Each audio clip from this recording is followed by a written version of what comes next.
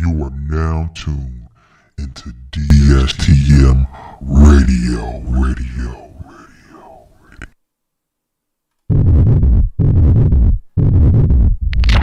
What's up, family? I'm Juan Castillo, and when I'm on social media, my favorite show to watch is the Don't Shoot the Messenger weekly podcast.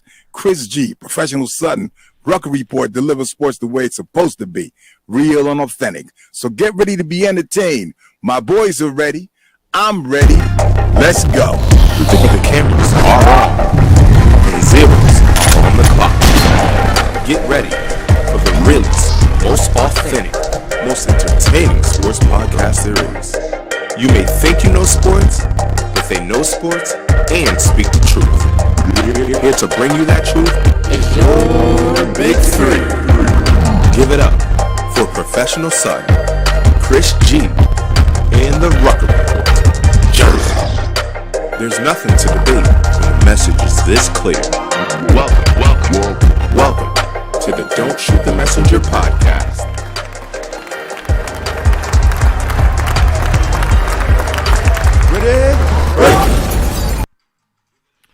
All right, I'm trying to get everything queued up here.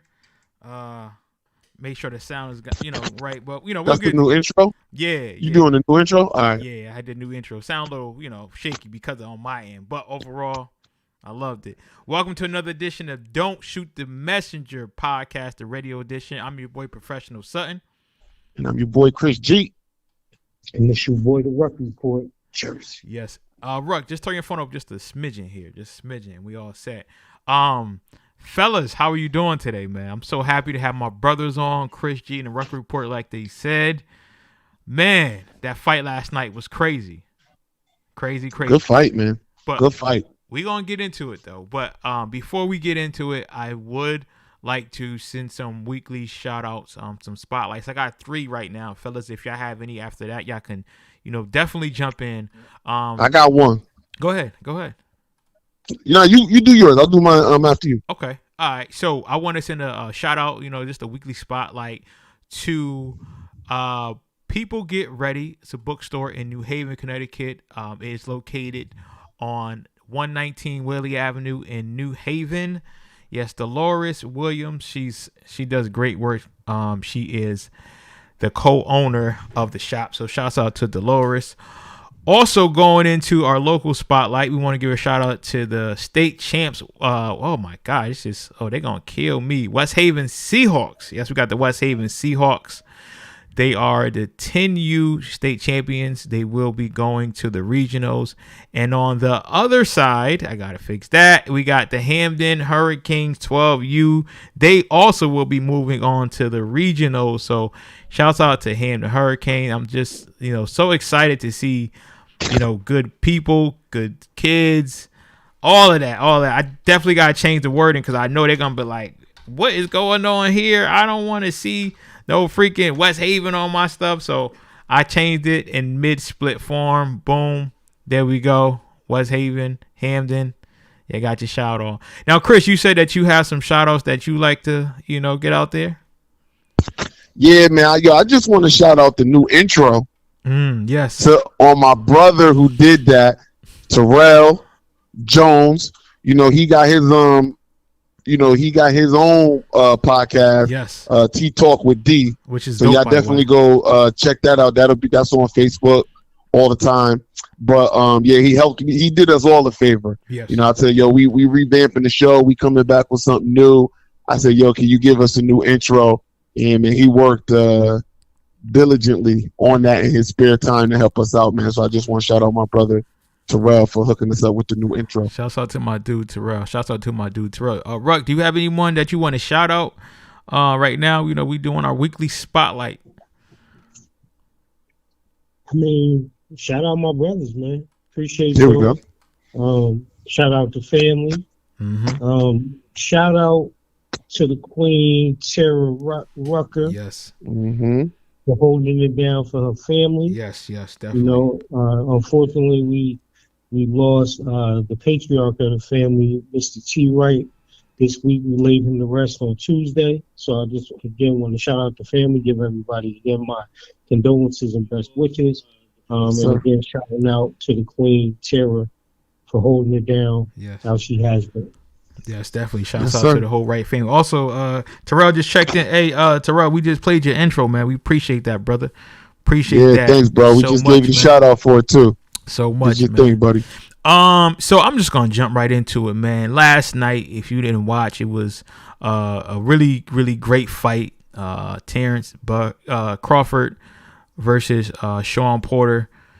You know, my lady, she said, "Oh, you're not gonna be able to see that fight. That fight gonna watch you." Hey, on the contrary, my friend. Guess what I did? Shouts out to my sister-in-law, Chuck. She gave me this nice entertainment chair here. Got the little armrest. You know, y'all gonna see me. I'll come over, but I stayed and kicked my feet up, watched that Sean Porter fight last night, and let me tell you, man, I was so pleasantly pleased with it. I had a good time. I didn't, I hit Chris a little bit, but I want to get y'all take on it. On the fight last night, what you thought about it. Did you like it? You didn't like it? I'm going to start off with Ruck, because I already got Chris, take on it, and I'm going to let Chris, get there too. But Ruck, on that fight last night, man, what do you think of that fight? Like I was saying earlier when me and Chris were talking about it, I think it was an amazing fight. I mean, you talking about Bud Crawford and Sean Porter, just them alone, just the fights that they have put on, apart from each other, have been classic fights. So I knew it was going to be something to watch. But again, just at the end of it, man, I don't see how you beat Bud. Like all of these people in that fight, man, all the people that are trying to get up to where he's at, I don't see how you beat him, because his skill set is something that I don't think, especially in his weight class, we've been able to see. We've seen special fighters, but I think, as Sean Porter kind of said when he was asked a question in the post-fight press conference, he said Bud is just different. Mm-hmm. There's no other way to classify it but that he's different. So I know everybody wants to see Crawford and Spence. I do too. And listen, Bud's something else, man. He is something else. Chris, we talked off air. We were talking about the fight, and you made a bold prediction, which was really bold, especially if you saw Earl Spence kind of walk out last night. Again, it could be, different reasons. But Chris, you watching a fight, what would your take on it? All right, first of all, Spence walked out because he knew, not because he was afraid or anything like that, but Spence walked out because he knew after he won by knockout, he knew they were going to want Spence to come in the ring. Uh-huh. They were going to want to do a face-off, and he didn't want to commit to anything. Because, see, once you do that, once you come in the ring, and then they're going to basically have the verbal jabs back and forth, Spence going to be like, yo, you ducking me, come fight me. So it's just too public. You don't want to get into that because you still got to do negotiations and all of this stuff. It's a whole thing. I understand why he left. That aside, after watching that fight last night, I always knew Terrence Crawford was legit. I always knew it was 1A and 1B. 1A and 1B with him and Spence. There was never a doubt in my mind with that. The difference of last night, for me, and styles make fights. I know Spence had a more trouble against Porter, but Spence fights in a certain way that gives Porter more chances against him. Mm-hmm. So that's why that fight was a struggle. Where Terrence Crawford chose to fight smart and he didn't want to be really engaged like Spence was engaged against Porter. So that's why the fight was different for the two fighters. With all of that being said, and I'm a Spence fan, I just don't think Spence got it to beat Crawford. So I saw something special. I mean, listen, I've always seen something special. Okay, but let me rephrase. Going into last night, I always thought Porter and Spence was 1A, 1B. After last night, I think Crawford is number one, and Spence, there's a gap, and then there's Spence. So that's what I got from last night. I'm going to play this clip here, fellas. It's Earl Spence. I'm sorry, Terrence Crawford. responding to Earl Spence. So I'm going to play the clip. Here it is. Errol Spence was right there watching this fight. As soon as the stoppage happened, he walked out. What was your message to Errol Spence tonight? He was at my fight? Yeah. Now that boy said he wasn't gonna never be at my fights, but now he at my fights. Well, you see what I did, compared to what he did. So that's what happened. As soon as the stoppage happened, that's what happened with Errol. Hey, listen. My thing is, who number one in the welterweight division now? Errol Spence was right there watching. Well, he says, who number one in the welterweight division now? Who's number one? He is. Terrence is number one. Terrence is number one. There's no doubt about that. Terrence is number one, and now just because he's number one, and this is going to be some contention between it. Just because he's number one don't mean he's the most popular. Yeah, that's true. And that is the struggle between him and Spence. See, because Spence still is the bigger draw. Mm-hmm. Spence is the bigger pay-per-view fighter. Mm-hmm. I mean, you can make the argument aside after Canelo and maybe like Tyson Fury and the big heavyweights. Mm-hmm. The Canelo, there's a huge gap. There's the heavyweights. The next best pay-per-view person is Errol Spence. And that's not debatable. Crawford is not a pay-per-view person. Now, some of that is because of the way they structure it with ESPN, but that's his fault. He's the one who decided to stay with Top Rank and Bob Arum. So he's not the pay-per-view star that Errol Spence is, even though when it comes to boxing and boxing purists, they all know that, Terrence Crawford is definitely on that level or should be. But he is not kind of crossed over into the casuals as much. Now, so when they get into negotiation, it's gonna be tough, and that's what's really gonna be tough to make that fight, because Terrence thinks it should be a 50-50 fight, or he should get the majority, and that's not accurate. no. Even though I think he's gonna win if they fight, that's just not accurate. Now, Ruck, after watching that fight, I'm going to play a clip here real quick. And it talks about Sean Porter retirement, and because I do want to touch on that. Sean Porter retiring after that fight, saying he was already going to do that. So let me play this clip really, really quick. Prepared to retire. I was prepared to announce my retirement tonight. Win, lose, or draw. Even if it was a draw, we had the date. They were telling us we were going to have to do it again. I was not going to do it again. I'm announcing my retirement right now. So, Sean Porter, great fighter, retire. Ruck, what is your thoughts on him retiring right now? I mean, you want to have an opinion on it, but you also want to give the fighter his just due to call his career as he sees it.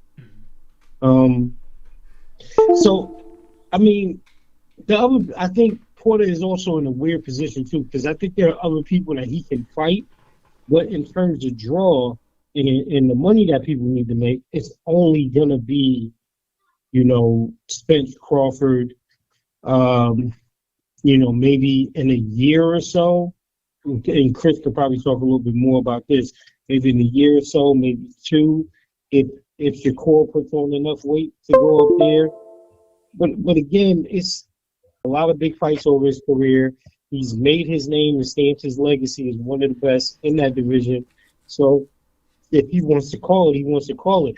And the reason I feel like that is even just looking at the fight again and watching like his dad call the fight last night. Again, I think it's even something there, because with some of these guys, there's the potential for you to get hurt. If you can walk away, especially in boxing, and still have most of your faculties together, I think that's the name of the game. That's what you want to do. Yeah. And listen, I mean, at the end of the day, boxing is just like NFL, it's just like NBA. There's always You are now tuned so, into DSTM salute that man for controlling his career how he wants to.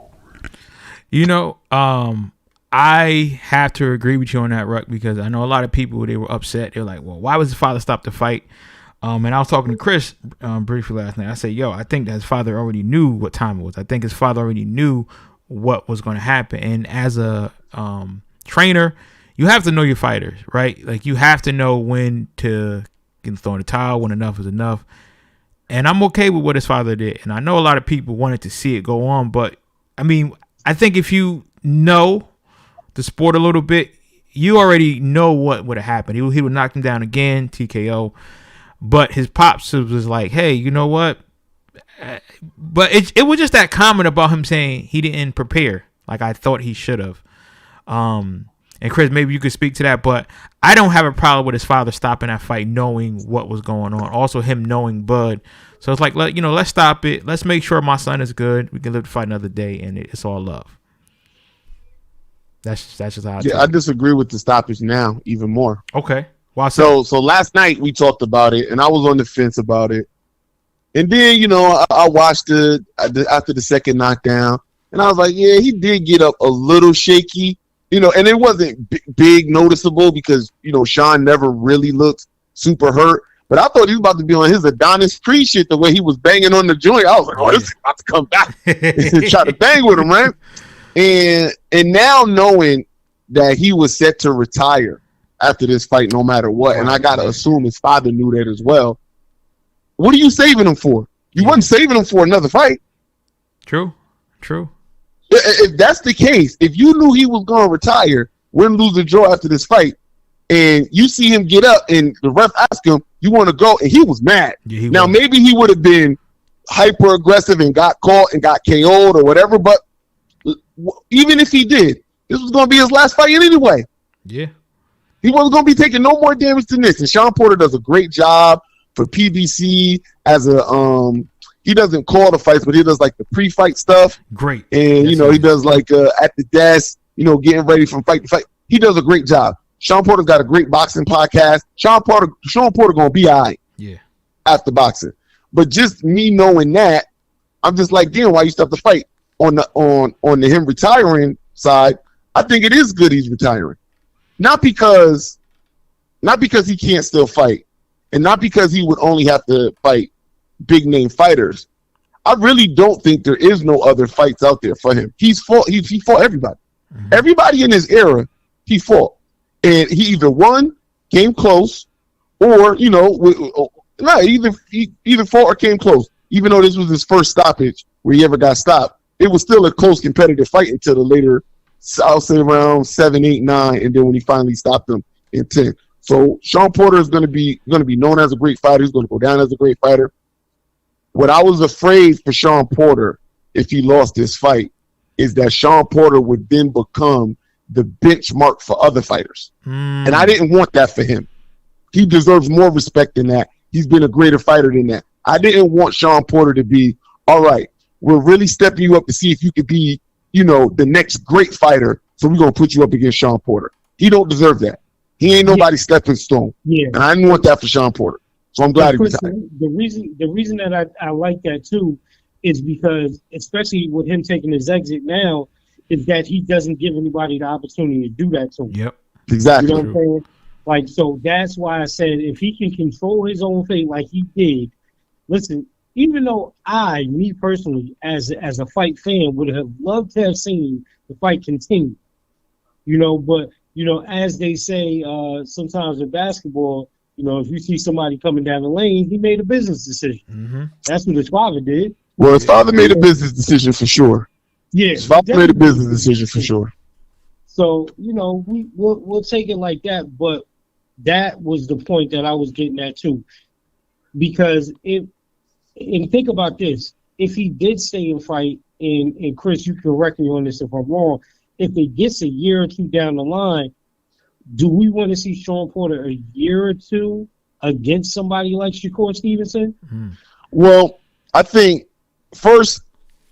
probably welterweight would be the ending point for Shakur. That'd probably be his final weight if he gets up to that. He's still a lot of weight classes away. So Shakur is several years away from even thinking about getting to 147. But I also think there's other fighters that are on their way. And it's Boots, Virgil Ortiz. Those are the next, the next killers coming up. You want to start talking about people that can have skill sets in the range of Terrence Crawford. Mm-hmm. These are the guys that's coming. And I didn't want Sean Porter to have to be the benchmark for those guys. Yeah. Because Sean Porter's going to give you what he gave you tonight, every fight. Because that's what he is. He's a pit bull. Yeah, he is. And, the problem with pit bulls when they get a little bit past their prime is they don't know how to not be a pit bull. Right. And sometimes that can be to their detriment when they get later on in his career. So Sean Porter is a Hall of Fame. Let me tell you something. A no doubt Hall of Famer. Okay? Yeah. No doubt Hall of Famer. He's one of the last throwback fighters that goes, I'll fight anybody. I don't care. He's that guy. He deserves respect. I respect his performance last night, and I think he has a great post-career boxing, and he's going to be able to leave with all his faculties in order. Yes, thank God. Got a beautiful wife, family. He has a long career in doing other things outside of boxing. And, boxers, when they retire, are always half in, half out. A good enough payday come around, you know how it is. Of course. You know how it is. They still trying to bring Andre Ward. Listen, man, this Canelo thing. I mean, you interested? He got close one of those times. I want to let y'all know that. Oh, yeah? He got close to coming back to be like, you know what? But, I think he was, again, Andre Ward leaving on top with all his faculties in order. He just said, nah, you know what? I'm good. Nah, I'm good. But he got close. Yeah. They got close to some numbers. Because the crazy thing that nobody really talks about, especially in the fight game, right? It takes so much to prepare for a fight, right? But then it takes so much to regain that mindset.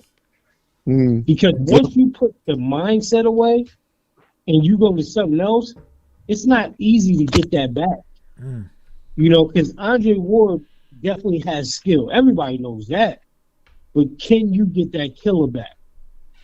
Is it that easy? Yeah. And especially you going in there with Tecate, bruh. He talking a little bit smoother English right now. I don't know if you want that problem. I don't know. You know what? And then I definitely want to move on. But, boxing is one of those sports, we talked about so many times. It definitely is an art, and it's a lot. And it is mental. I don't think people realize how mental it is. I think people think you just get in there, you just ball, hit them. But you have to be a scientist when you are in there, because if you're not, then, you can walk into a punch and boom, you're done. But, like you guys are saying, Sean Porter, I wish for nothing but the best. And I'm sure if that money is right, we can definitely see a good fight. I don't want to see no freaking Tyson Fury and Deontay Wilder fight anytime soon, thank God. So I was happy to see a really good fight last night. Speaking of fights, the Lakers, boy, I tell you, they are in one fight right now. Do we hit the panic button, Ruck? I know Chris and we had spoke about it. I was watching the Celtics and the Lakers game the other night. The Lakers had a okay lead, and then I don't know what happened. Just everything just went off the handles. So, starting with you, Chris. Lakers, what's up? Panic, or we just chill out right now? Nah, they're in trouble, yo. Okay. They're in trouble. Listen, if we could talk about how people are already seeing that the Warriors are, NBA final contenders, we could talk about how the Lakers are in trouble. Mm-hmm. First of all, we talked about this early. That AARP team and the addition of Russell Westbrook, when we all said Buddy Hield was the guy to put in that spot. I know. It ain't working. And, they need to make some wholesale changes. Quickly. Because, again, even Carmelo was playing great. But my question was, is Carmelo giving you 30 minutes a night? Exactly. Every night doing that. LeBron is starting to show his age, and it's not a diminished play. Right. It's the health. Yeah. Because y'all all remember, the great late Kobe Bryant's career. It was mirrored with injuries. Mm-hmm. He was always hurt. It's why people were not happy that he got that big contract. His last contract, it was like, dude, he's always getting hurt. No fault of his own. Right. His play wasn't this big drop off in his play. It was just he couldn't stay healthy, he couldn't stay on the floor. And I like Anthony Davis. Anthony Davis is a great player, but I know what this is New Orleans Anthony Davis. Mm-hmm. Can give you 30 points, can give you 12, 13 rebounds, will look fantastic in a loss. Hey, Chris, you know what it is with him? Go ahead. You're not that guy. Couldn't agree with you more. It was always apparent with him still in his healthy prime LeBron, which made it scary. But it ain't that. Nah.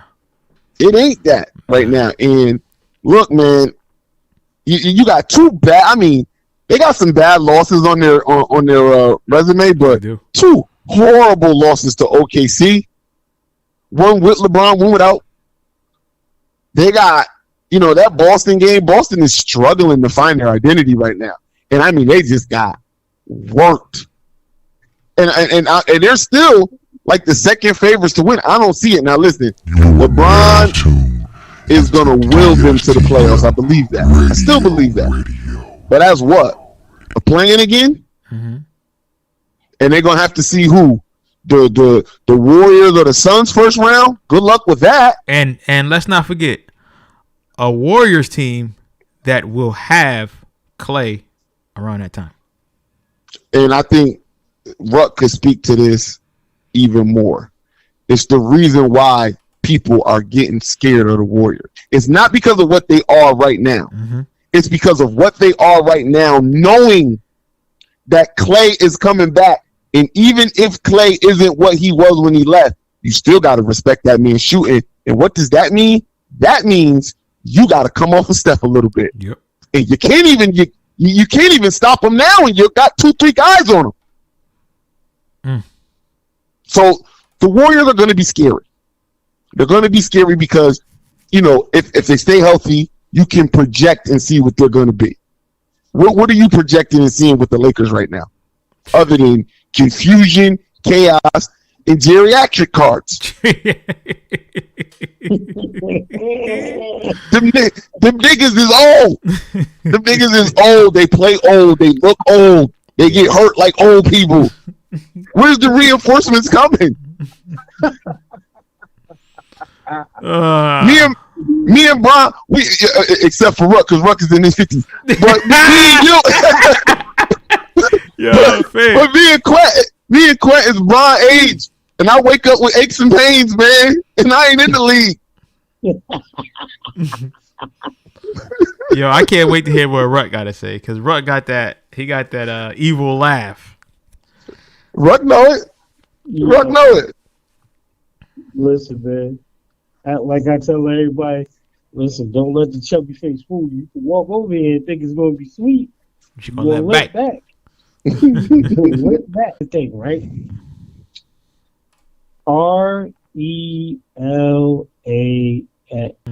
RELAX. Relax. Now, I say that by a little bit tongue in cheek, pause. But I say that because if the Lakers, as currently constructed, get some type of health, right? I think that they can do things. We're still looking at a trade deadline where there are some things that they can do to help, right? But I don't think the problem is necessarily the player on the floor, right? Here's my question with the Lakers. You lose two games to OKC. Shout out to the Thunder, by the way. Just want to let y'all know, Thunder up. But you lose those games and you were up double digits. Both games. I think the last game you were up 26 without LeBron. And you lose. That's coaching. When you looked at the game the other night when they're playing in Milwaukee, they're up in Milwaukee. Giannis going for 47, 9, and whatever is not just the players on the floor. That's the person at the head of the bench. It's no way that you're not even able to stop the bleeding a little bit. Boston, that should give you another symbol, just like Chris said. They're looking to find their identity, and they blow you out. Yes, they did. Oh, disgusting. Disgusting. But it's coaching. We said this years ago, and nobody paid attention to us. Frank Vogel is not the guy to lead that team. LeBron did not pick him. They had the guy that was sitting next to him, and then they let him walk out the door, a.k.a. Jason Kidd. So the Lakers' problem right now, again, and I give the AARP argument. I just got my card. It works. But I think it's more so their problem is coaching. When has Frank Vogel been a great and outstanding coach in this league? I'll wait. Thank you. Because it ain't there. And he's not the guy for them. So, like Chris said, LeBron will will them to the playoffs.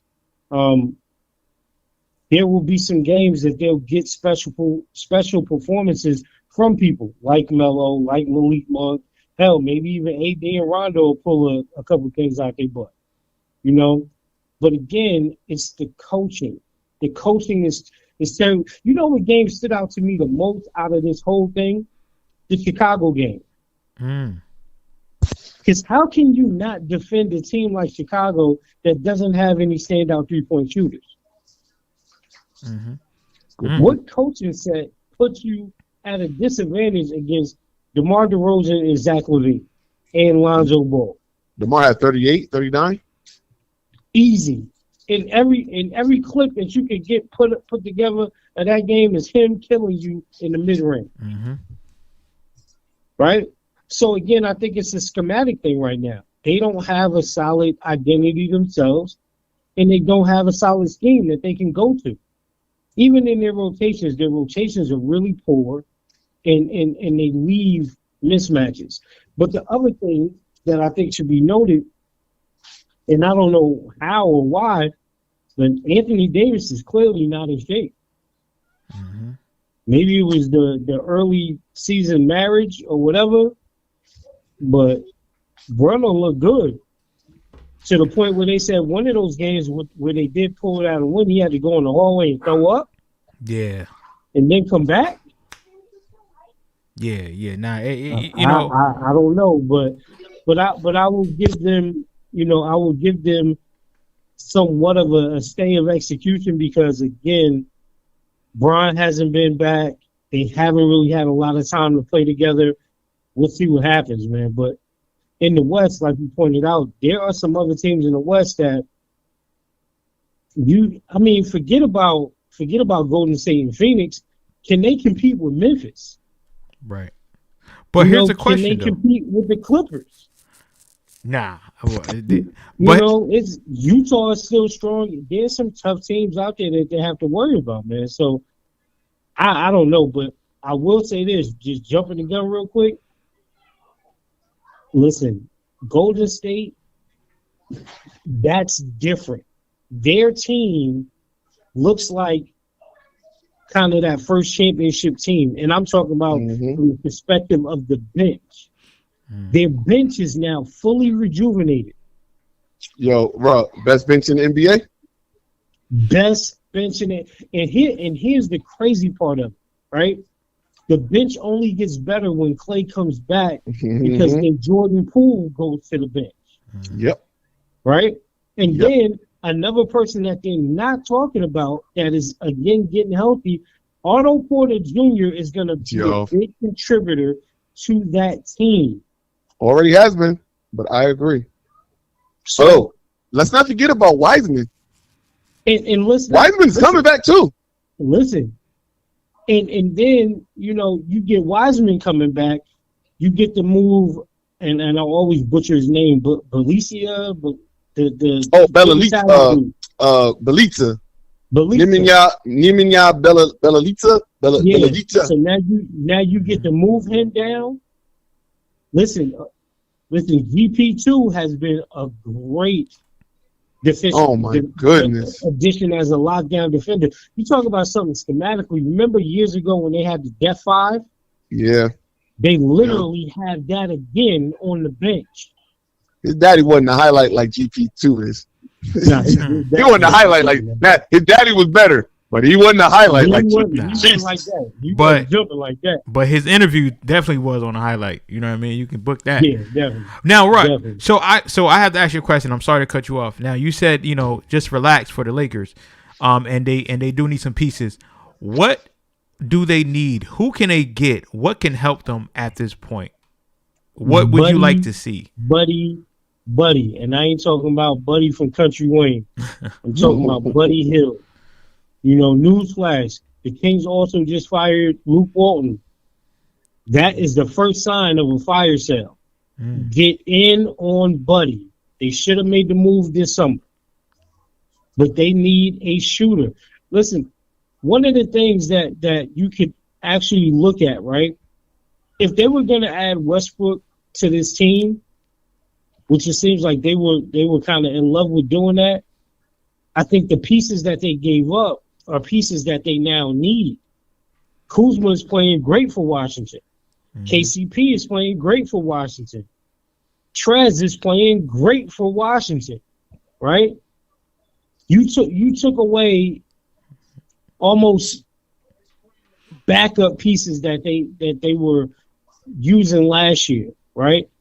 You need a Trez with the Anthony Davis, because Anthony Davis, everybody knows, is not a mix it up, grind it out player, but Trez is, which makes a pick and pop player like Anthony Davis look that much better.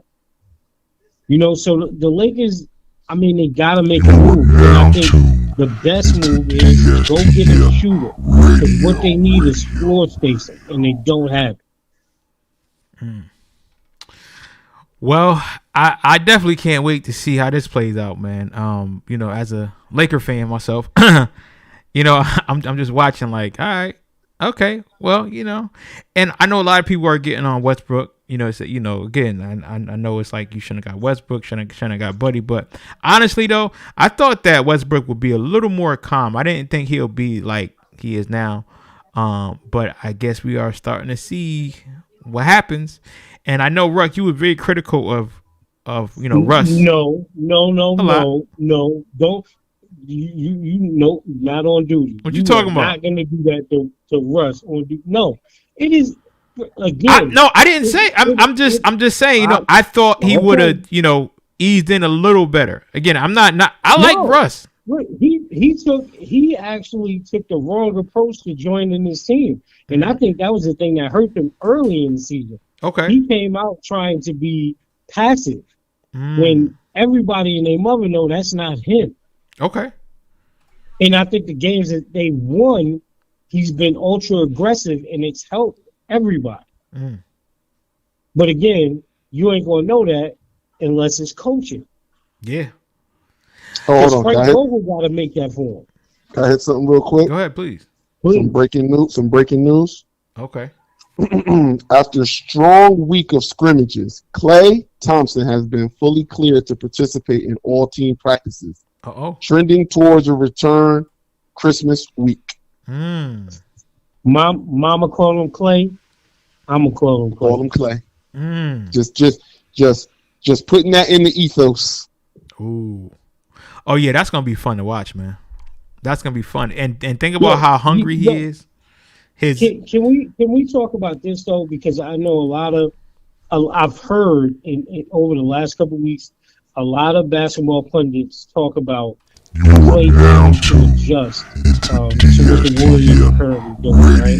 Right? This is a man that scored 60 points in the NBA game on 5 dribbles. Mm-hmm. Shooters shoot. Yes, they do. Right? And he don't need to do anything else. With somebody coming off a knee injury, Achilles injury, or something like that, this isn't Kevin Durant. This isn't a DeMarcus Cousins. This isn't a John Wall. This isn't any of those players that have hurt themselves. The boy does not need to dribble the ball to be effective. That's less wear and tear on what he has to do and more buckets. And the way that they are playing now, oh my goodness.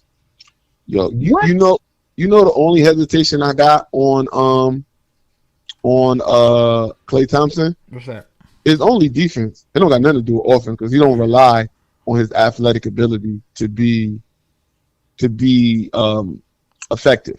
It's the defense where you got to react. You got to be reactionary to your movements. And he was a great defender. And him being hurt for these 2 years with the Achilles and the ACL, that's the only concern I have with Klay is will he be able to be in the realm of as effective as a defender as he was. Offensively, though, he can shoot. He's going to be able to shoot till he's 60. Okay? I ain't worried about the shooting. Hey, I'll put it to you like this, Chris. Hey, listen, if I'm him, I'm coming into practice on Monday with that Chris Mullin t-shirt where it said, hide me on D and find me on O. Because, listen, that's the same thing they've been doing Steph's whole career. So, yeah, it's going to be easy. Steph been defending this year. Listen, that's the thing. You know what the best thing that I've seen about the Warriors team this year? Their ability to defend at multiple levels at each position. Because not only has Steph been defending, but Jordan Poole was a decent defender too. We already talked about Gary Payton Jr. Tedesco, another great defender. Otto Porter, a great defender. The re-addition of Iggy, great defender. We already know what Dre is. So, again, you're potentially getting two really good defenders back in Klay and Wiseman. With the offense, too, they become very scary. Very scary. Now, the question is, if, and I don't think he is, but if that, I don't like to ever agree with Stephen A., but him saying that Kyrie betrayed Kevin Durant, I couldn't agree with more. If Klay was to come back, do you think that's the only team that could beat the Warriors in the finals? I'm asking you that, bro.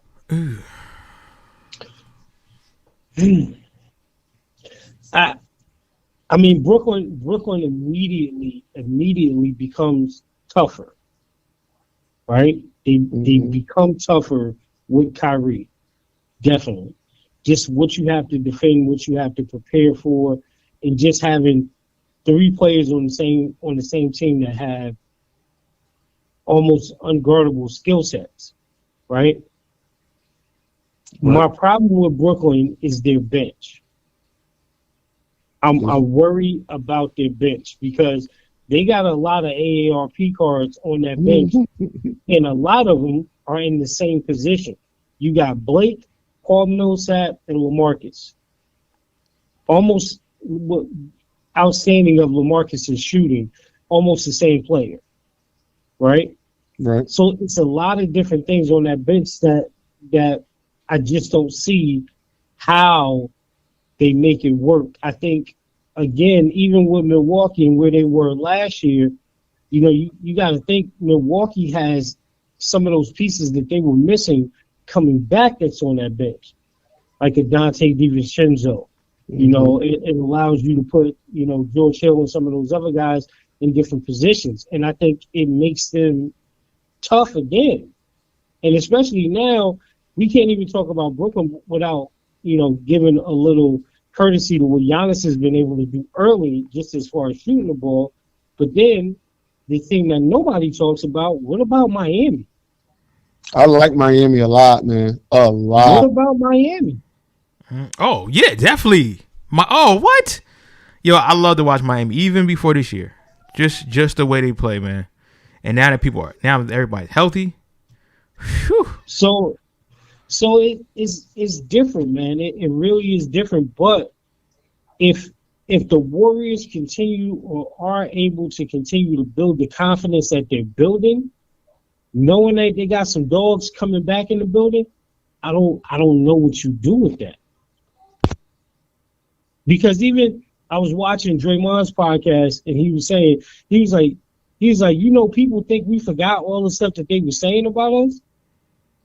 The dynasty's over. They'll never get back again. Mm-hmm. They washed up. This person can't shoot. This person can't do that. Like, that's a motivated team over there, man. Because what are they, 14-2 right now? Yeah, they are. What they only got 2 losses. Yeah, and mind you, one of those wins was with Steph out. So Well, to be fair, that was against Detroit. But yes, matter. and I'm going to tell you this: the 2 losses that they have, they should have won. The Memphis game, they just went super cold at the end, and they still only lost by single digits, and they went Arctic cold at the end. And then the Hornets game, another game where they just went super cold at the end. I mean, and that was the game. But also, I think that Hornets game was the game before the Nets, and they were kind of looking past the Hornets because they had just blew them out like a week before. So they were like, we're going to scrap these mugs again. And they were focusing on the Nets because they put it on the Nets. Yes, they did. They put it on the Nets. Yeah, and you can tell that was a game that they looked past, especially how they performed against the Nets. Like you said, I think that, the Warriors looking like, all right, you guys said that we were nothing. You wrote us off. Once KD left, you guys, said we're dead to war, dead in the water. Then Clay get hurt. Steph, what I did like is how Steph was able to step up and say, listen, I'm going to show you guys that I'm still that dude. But also I can lead a team, because I think that a lot of people had a little negative things to say. Well, Steph is good. However, he can't, lead. He's in there. I don't understand. Where that narrative come from? Where's that? Skip Bayless. Yeah, it's stupid. It come from Skip Bayless because it makes no sense. No sense. He led his team to 2 NBA finals before Kevin Durant got there. He led his team to more NBA finals than Kevin Durant and won one before he got there. Right. But also, not to mention, one of the best records in the regular season. So not one of the best. The best. The best. Right. I mean, you know how the Bull fans is. But you can say what you want, but they still did that. MVP like seats. I mean, MVP seats. I mean, what are you gonna say? But he's still been that. He's still showing that. He still has that caliber. Yeah, he's missing. Wow. This is what Steph is missing, and that Skip likes to harp on. Or let me tell you the problem that Skip has with Steph Curry. Oh my gosh! Is that LeBron beat him? LeBron came back and beat him and got that 3-1 over him. Yeah. So it increases LeBron's legacy. So he holds it against Steph. You should have stopped him from getting that, so I could have more ammunition against LeBron. Of course. So Yeah, that's that. But again, I just love what I'm seeing. I love what they're doing, and I wish them nothing but the best. And it's gonna be a very interesting season. We didn't give a shout out to our sponsors, man. We got to give a shout out to 94.3 WYBC. The rhythm of the city. And even if you're not in the Connecticut area, even if you are, I know a lot of people don't have radios, but you should. But if you don't, then you can also listen online at www.943wybc.com. Listen to some good old music. Now, I want to throw it to the NFL real quick, fellas. NFL. Cam Newton came back. I sent the video out of, when Cam's like, I'm back. Somebody posted a meme on Facebook, Instagram, something that's like, they said when you dating Shorty and her family thought that y'all was all broken up, but then here you come. But no. Sound like it didn't say when you did. No, I give it to you. It says when your girl broke up with you because you cheated, but then you come back for Thanksgiving. Okay. And then you see I'm back. Okay, see, I didn't see that one. But now, Cam getting that win against a really good Cardinals team. What does that say? I mean, should we be like, yo, that's what I told you? Or let my man Cam Rideout settle down to his position? Nah, fair. He played a couple snaps, man. Pat White got not Pat White, whatever his he wasn't the QB for that game. He had a couple series, series where he got some touchdowns. Yeah, Walker was doing. Now, granted, I do think that they're playing right now, aren't they? Yeah, Panthers. Did Cam start? Yes, he is. Yeah. Right. So now you can say that. But not with last week's game. That was Walker's game, even though Cam had the highlight moments. But that was Walker was what, like 22 for like 30. He had a touchdown. You know, I think he had like 200 something yards passing. I can't say that about last week's game, but we're gonna see what this week's game. Yeah, definitely. Ruck, your Green Bay. Just wanna put this out there. So Carolina is currently up 7-0 on the Redskins. Excuse me, I'm sorry, Washington football team. Cam is 4 for 4 for 36 yards and a touchdown. Passer rating 143. And I hope he puts it on Ron Rivera. Y'all know how I feel about Ron Rivera. God bless him for beating cancer. So I always feel a little feel bit bad that I don't. I always feel a little bit bad that I think he is snake. I don't trust that motherfucker. But I'm happy he beat cancer. But yeah, I hope he put it on Ron Rivera. I hope he puts it on Ron Rivera. Please do. Matter of fact, I'm about to turn in that game right now. You know, I gotta watch my boy Justin Fields. Because I'm just feeling in a real Ohio State mood after that drubbing. Oh yeah, that we put on Michigan State yesterday. I know we weren't scheduled to talk about it, but it's okay. Do your thing, boy. But I just feel, and I told Quet this yesterday. This is Michigan week, so I can say their name. I don't got to call them that team up. No, this is Michigan week. And I told him, if we up 49 donut going into halftime against Michigan, we putting 100 on them. I'm telling you this right now. Yeah, I would love to see People think I'm joking. They go, oh, no, he going to back off. Ryan Day does not fuck with John Harbaugh, okay? He going to put 100 on that head if we get the chance. And won't nothing make me happier. Because let me tell you something. I don't got no beef against Michigan State. Man, I started falling asleep in that game towards the end. Because, it was well in hand. Let some of the young guys get in, get some experience, get some touchdowns, all of that. I bet you I ain't going to be sleepy at no point if we about to put 100 on Michigan head, okay? And I'm going to watch that all, and I'm going to be obnoxious. Y'all know I don't even post on Facebook and the gram like that. I'm going to be up on that. Well, I can tell you, being in a sports group where it's mostly Michigan fans, Ohio State fans, I can tell you that a lot of those Michigan fans are going to hope that Ohio State puts up 100 so they can get rid of Harbaugh. I think that they're getting tired of Harbaugh. Chris, has he beaten Ohio State yet since he's been the head coach? Nope. I mean, has he won a major bowl game since he's been there? A bowl? Yeah, he's won a bowl game. I said a major one against a major team. I don't know what bowl games he's been in because, we be in the playoffs, so I don't be paying attention to, other bowl games. I can't speak to. Well, I can speak for it, Chris. The Sun Trust, can I get a pin bowl is not what I'm talking about. Well, here's the thing, right? I know they rotate the playoff bowls, so there'll still be like two big bowls that are not in the playoff tournament. So I don't. He could have been in one of those. I don't know. Yeah, he was. And he didn't do very well. Some of his records where he should have beaten teams that he didn't beat. So there is a lot of distrust within the Michigan Wolverine circle about Harbaugh. But I am very interested to see how this plays out. Also, Chris, and I know you said, we jumped the gun, but that's fine. Oregon lost last night. So that really opens up the door for some teams like Cincinnati, that definitely solidifies Ohio State's place in there. But it don't solidify Ohio State. Ohio State still got to win out. Oh, come on. And not that I'm listen, it's not that I'm overly worried, but I'm just saying we still got to win out. We still got to beat Michigan next week, and then whoever we play in the Big Ten championship, either Wisconsin or Iowa. It don't matter. So we still need to win out. We can't afford a loss, but this definitely brings us from the 4 seed to the 3 seed.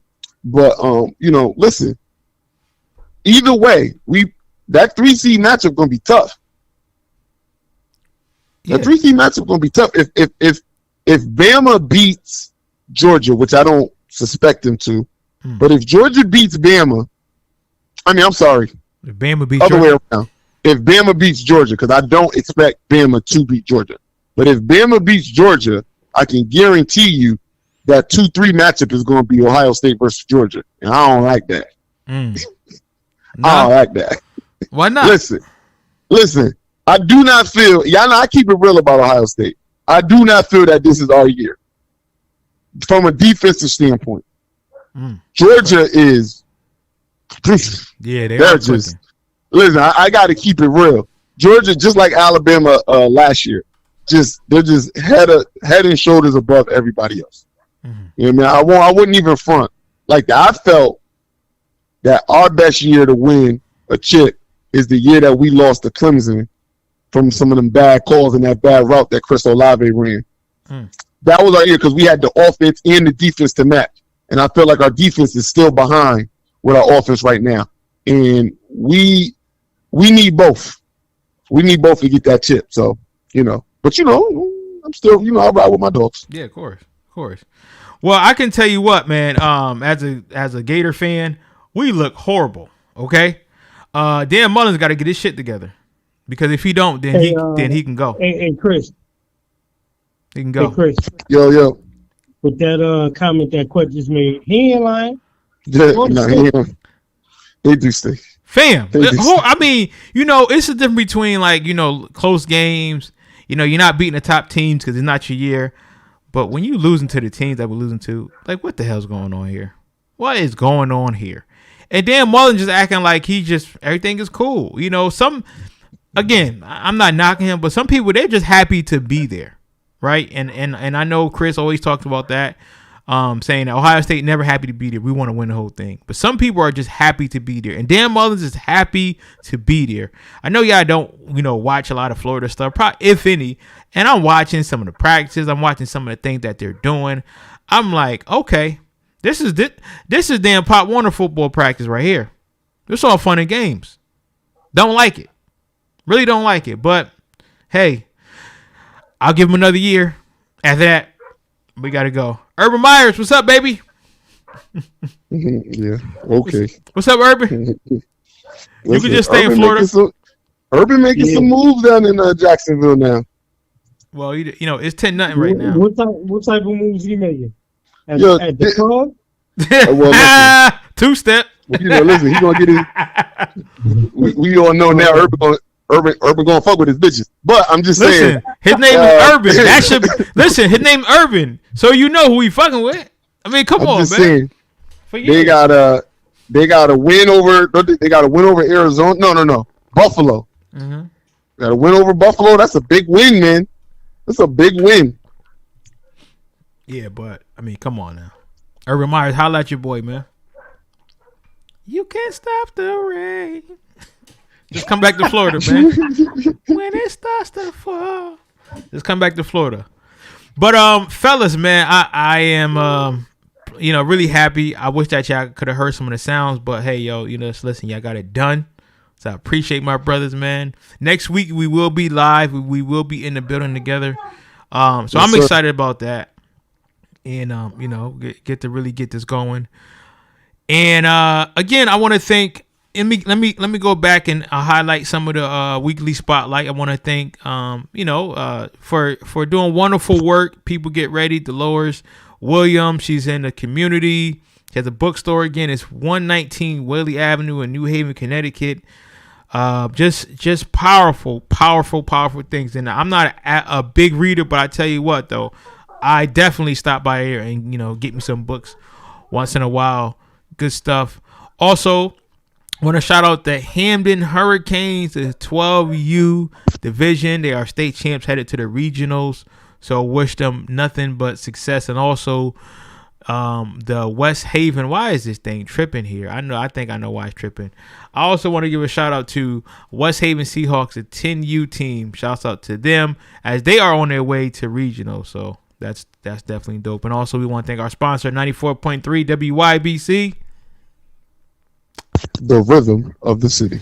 And before we go, we cannot let this day go by without, and it's been a while since we all together, but another edition of Say Word. You know, we got since it's Sunday when we usually do this, we got our deacon, the short allocacious Rucker here on a 1 and 2. So, Ruck, man. I ain't doing it. You have to. You got to get the people what they want, man. Nah, man. I ain't going for it today. And speaking of not going for it, I'm so mad because I got the 49ers defense on the bench. So I'm pissed right now. But anyway, come on, Ruck. I need to hear some good words, That's because they stink. No, we don't stink. We about to win. But go ahead, man. Give us your say word, man. Oh, man. So one of the things, you know, people that we definitely want to talk about with Say Word today, because I've been on this kick, man, about expectations, right? And we know that expectations go hand in hand with perception. So everybody's perception may not be your reality, right? But the quote of today comes from Coach Prime, my man Coach Prime, that said, "I can't get me out of you." So as you go through your day-to-day travels and there are things that you're doing and there are people that you're working with and there are family members that you encounter and co-workers that you encounter and people that you serve that you encounter, please understand that your expectation needs to be switched to understand that you can never get you out of the people that you come across. Deal with what you see. Meet people at their level and work from there. It's only going to help you be better. So like Coach Prime said, I can't get me out of you, baby. Now, Chris, turn on my theme music. Oh, man. Listen, to follow the daily sermon of the Rucker Report, his Instagram name is up there, at the Rucker Report. Also, if you want to follow the good words of Chris on Twitter, Instagram, OnlyFans, it's at King Vega 23233. Yes. Whoa, yo, don't be putting my social out there. He said OnlyFans. Too late. It's already there, man. It's been there the whole show. Don't put my social out there. I don't want niggas hit me up. Yo, come on, man. It's part of the show, man. Yes, they do, man. Fuck them niggas. On that note, thanks again for tuning into another edition of Don't Shoot the Messenger podcast. I'm your boy, Professional Sutton. Yo, don't hit me up on Instagram. I will deny and block you. Again, I'm Professional Sutton. Your boy Chris G. And it's your boy, the Work Report. Jersey. What's up, family? I'm Juan Castillo, and when I'm on social media, my favorite show to watch is the Don't Shoot the Messenger weekly podcast.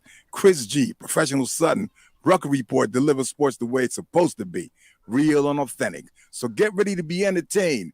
My boys are ready. I'm ready. Let's go. The cameras are on, and zeros are on the clock. Get ready for the realest, most authentic, most entertaining sports podcast there is. You may think you know sports, but they know sports and speak the truth.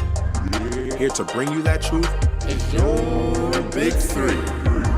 Give it up for Professional Son, Chris G, and the Rucker Report, Jersey. There's nothing to debate when the message is this clear. Welcome to the Don't Shoot the Messenger podcast.